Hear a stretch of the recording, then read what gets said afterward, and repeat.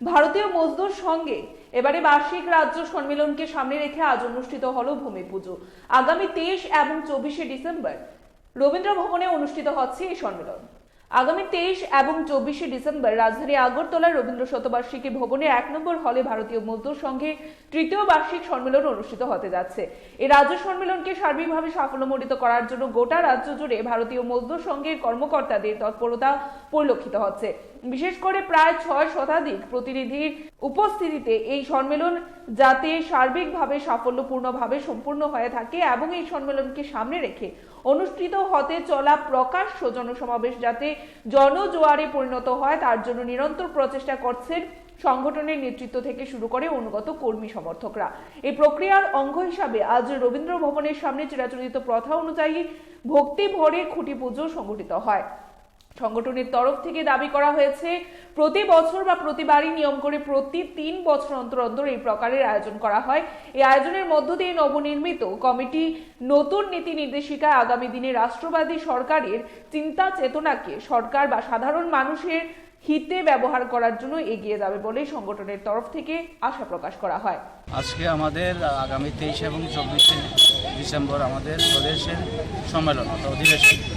প্রতি 3 বছর পর পর আমাদের অধিবেশন হয়, নতুন কমিটি গঠিত হয়, রাজ্য কমিটি, পরবর্তী সময়ে জেলা কমিটিগুলি গঠিত হয়। সেটা হচ্ছে আমাদের পরম্পরা এবং গাইডলাইন ক্রাইটেরিয়া।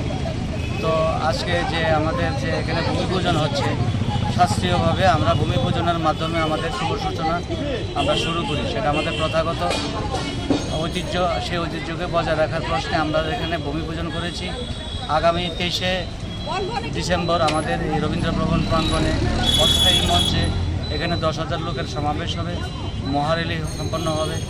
আমাদের ভারতীয় মজদুর সংঘের যে স্লোগানগুলি আছে রাষ্ট্রীয় স্তরে, সেই স্লোগানগুলি আগামী দিনে আমাদের প্রতিটি কার্যকর্তা উচ্চারণ করবেন সেই লক্ষ্যে, এবং আগামী দিনে আমরা রাষ্ট্রহিত, উদ্যোগহিত এবং শ্রমিক হিতে কাজ করব। এই অঙ্গীকারে আগামী দিনের দিশা দশা তয় হবে এই অধিবেশনের মাধ্যমে। এবং 24 তারিখ আমাদের প্রদেশ সমিতি কেন্দ্রীয় নেতৃত্বের তত্ত্বাবধানে ঘোষিত হবে। আপনার নাম আর ডেজিগনেশন? আমার নাম তপন কুমার দে, আমি ত্রিপুরা প্রদেশ বিএমএস এর সাধারণ সম্পাদক। Bureau report, Tripura news 8। মশলার দায়িত্বে হাম্বাই গ্রুপ, গুণমানে সেরা, রান্নার ভরসা। হাম্বাই গুরু মশলা সম্পূর্ণ প্রাকৃতিক, অপার গুণ ও উপকারিতায় পরিপূর্ণ। হাম্বাই গুরু মশলা। যদি কেমিক্যাল ফ্রি, কালার ফ্রি, প্রকৃত স্বাদের মশলা খেতে চান তবে আপনার রান্নাঘরে চাই হাম্বাই গুরু মশলা। রান্নায় শুধুমাত্র তোমাকেই চাই হাম্বাই গুরু মশলা।